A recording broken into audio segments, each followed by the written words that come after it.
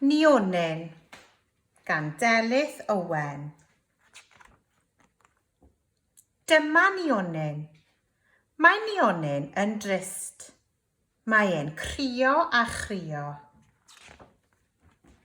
Mae dagrau Nionyn yn disgyn ar y ddaear. O dan y ddaear mae twrch daear yn byw. Be sy'n bod tybed?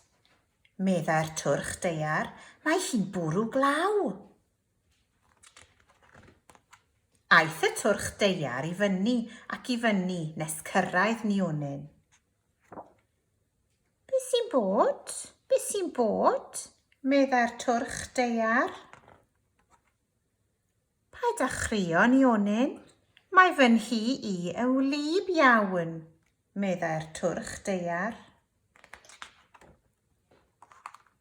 Clywodd y defaid y sŵn. Be sy'n bod, Nionyn? Meddai'r defaid. Does gen i ddim ffrind, meddai Nionyn. Dwi'n ffrind i ti, meddai'r twrch daear.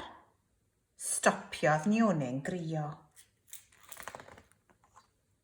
Mae Nionyn a'r twrch daear yn gwenu. Mae y ddau yn ffrindiau mawr.